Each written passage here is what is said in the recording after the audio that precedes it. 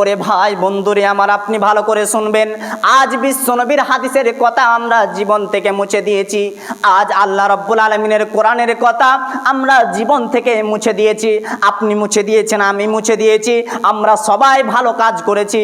আপনার বিবিকে এই কথা বলে, কিন্তু আপনি যখন মরবেন আপনি আফসোস করবে আপনার মেয়ে, আফসোস করবে আপনার স্ত্রী, আফসোস করবে আপনার ভাই, আফসোস করবে আপনার পিতা।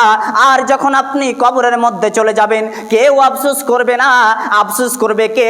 না তো মুহাম্মদ সাল্লাল্লাহু আলাইহি ওয়াসাল্লাম আপনার জন্য আফসোস করবে যে আমার উম্মতকে আমি কেমন করে জান্নাতে নিয়ে যাব, আমার উম্মত কি করেছে, আমার উম্মতকে কেমন করে আমি জাহান্নামের আগুন থেকে বাঁচাতে পারবো, এই কথা কে চিন্তা করবে?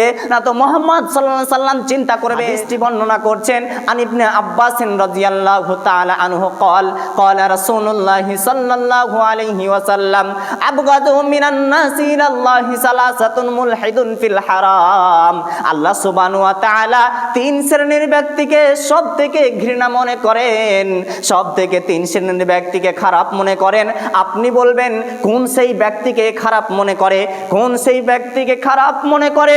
আজ আল্লাহর নবী সাল্লাল্লাহু আলাইহি ওয়াসাল্লাম বলছেন যে আল্লাহ সুবহানাহু ওয়া তাআলা তিন শ্রেণীর ব্যক্তিকে সব থেকে ঘৃণা মনে করেন। তার ভিতরে এক নম্বরে এসেছে আবগাযু মিনান নাস ইলাল্লাহি সালাসাতুন মুলহিদুন ফিল হারাম। যেই ব্যক্তি আল্লাহ সুবহানাহু ওয়া তাআলার হারাম নিষিদ্ধ কাজকে হালাল মনে করবে, হারাম নিষিদ্ধ কাজকে হালাল মনে করবে, সেই ব্যক্তিকে আল্লাহ রাব্বুল আলামিন সব থেকে বেশি ঘৃণা মনে করেন। এবং দ্বিতীয় নম্বরে ঘৃণা মনে করেন কাকে? আপনি বলবেন কোন মানুষটাকে দুই নম্বরে খারাপ মনে করেন? দুই নম্বরে হচ্ছে অমুবতাগে ফিল ইসলামি সুন্নাতাল জাহিলিয়াত।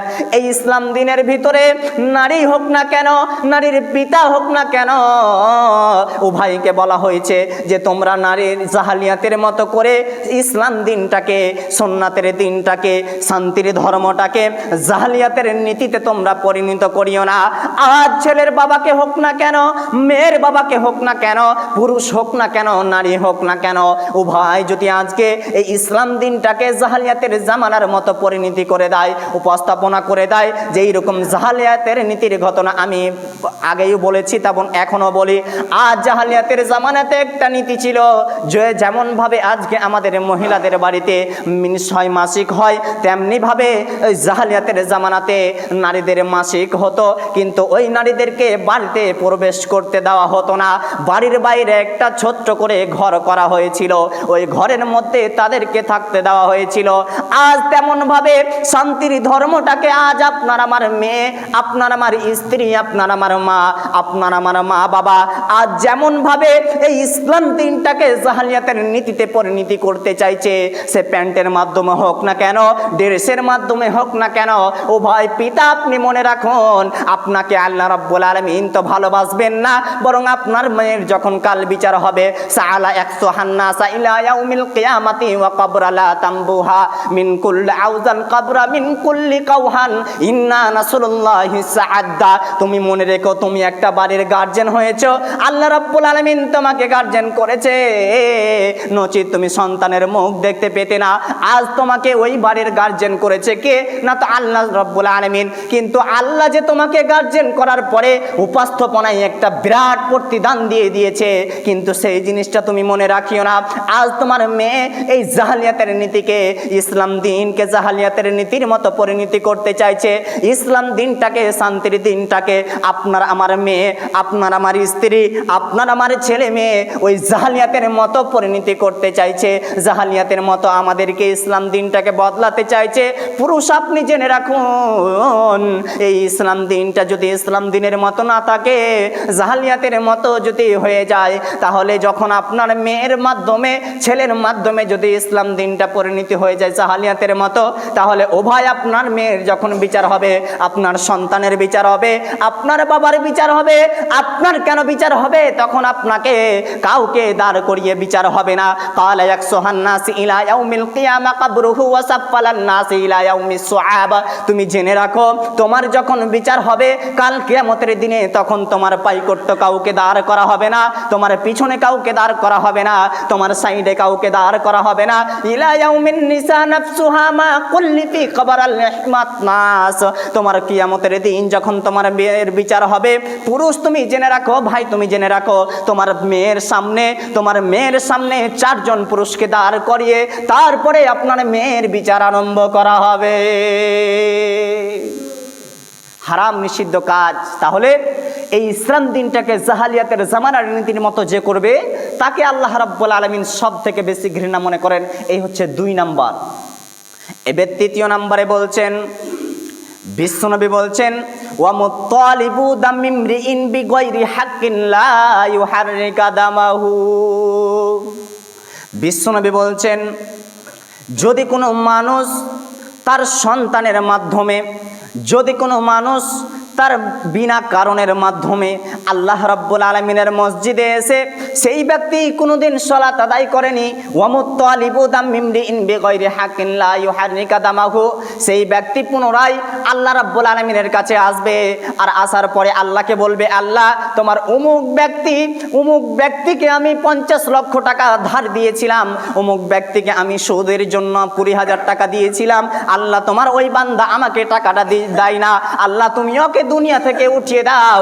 এইরকম পরিস্থিতি কোনো মানুষের বিনা কারণের জন্য যদি কোনো মানুষ আল্লাহর কাছে উপস্থাপনা করে যে আল্লাহ তুমি তাকে মেরে ফেলে দাও, তুমি তাকে কাতাল করে দাও, যেহেতু ইসলামের কোনো সাক্ষী প্রমাণ দ্বারা হয় না, তাহলে আপনাকে আমি আজকে বলছি, যারা লন খান, সুদ খান, নেশাদার দ্রব্য বিক্রি করেন, আজ তাদের মাধ্যমে আমি এই হাদিস দ্বারা প্রমাণ দিচ্ছি যে আজ আপনার নেশাদার দ্রব্য বিক্রি করেছেন, বিচার হবে আপনার কাল কিয়ামতের মাটিতে। বয়কটটা আপনার পিছনে কেউ থাকবে না, আপনার ফ্যামিলি থাকবে না, পিতামাতা থাকবে না, আপনার দাদা দাদি থাকবে না, আপনার কিনা নিজেই সেখানে দাঁড় করে বিচার হবে। আর এই যে আপনি নেশাদার দ্রব্য বিক্রি করে বিনা কারণে তাদের ক্ষতিগ্রস্তর দিকে ঠেলে দিয়েছেন, আজ আপনার যখন বিচার হবে, ওয়ামুত্তালিবু দামিমরিইন বিগাইরি হাক্কিন লা ইউহাররিকা দামাহু, যখন বিচার হয়ে যাবে আপনাকে এই বিনা কারণে তাদেরকে আপনি ক্ষতিগ্রস্ত করেছেন। আপনি যদি নেশাদার দ্রব্য না বিক্রি করতেন তাহলে কোনো মানুষই খেতে পারতো না, আর আপনি যে বিক্রি করেছেন তারা খেয়েছে, ওই দায়িত্বটা আপনাকে নিতে হবে, ওর ভারটা আপনাকে নিতে হবে। আর ভারটা যখন নিয়ে নিবে, বিনা কারণে তাদের মৃত্যুর কামনা করে নিলেন, আর তাদের জন্য আল্লাহ রাব্বুল আলামিন আপনাকে ঘৃণা করে। আজ মুসলমান জাহালিয়াতের নীতি কয়েকটা আমি উপস্থাপনা দিই, তাহলে বুঝতে পারবেন। আজ যেমনভাবে আমরা পৃথিবীতে, বিদায় আমি আগেও বলেছি এই কথা, যে পৃথিবীতে মানুষের জ্ঞান, বিবেক, বুদ্ধি সমস্ত কিছু আল্লাহ রাব্বুল আলামিন আপনাকে আমাকে দিয়েছে। যেইটুকু দিয়েছে 100-র মধ্যে সূরা আল্লাহ রাব্বুল আলামিন একটি ছোট্ট মাত্র কথা বলেছে যে আমি মানুষকে, পৃথিবীর মধ্যে সারা দুনিয়ার মানুষকে 100-র মধ্যে 1% জ্ঞান আমি দিয়েছি, আর 99% জ্ঞান আমি রব আমার কাছে রেখে দিয়েছি, এখানে বলেছে।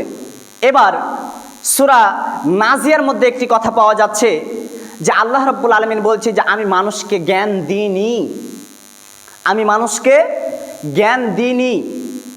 বিধায় যদি আল্লাহ রাব্বুল আলামিন জ্ঞান দিয়ে থাকে তাহলে আমরা এইরকম অভদ্র কাজ, নোংরামিতা কাজ, হারাম কাজ করতে পারি না।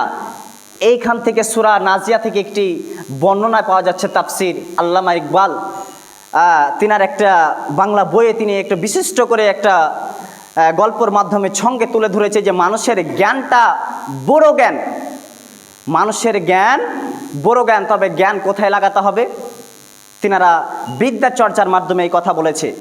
তো আমি তো আজকে বিদ্যা চর্চা করি না, তাহলে আপনাকে আমাকে কি করতে হবে? আল্লাহ রাব্বুল আলামিন যে কথাগুলো বলেছে আমাদেরকে কাজ করতে হবে। আমি বলি না কাজ করতে হবে, টাকা ইনকাম করতে হবে। মুহাম্মদ সাল্লাল্লাহু আলাইহি ওয়াসাল্লাম তার বইয়ের টাকা ছাড়া চলতে পারেনি। মুহাম্মদ সাল্লাল্লাহু আলাইহি ওয়াসাল্লাম আমাদের নবী, খাদিজা রাদিয়াল্লাহু তাআলা আনহা তিনার টাকা ছাড়া চলেনি আর চলতেও পারেনি।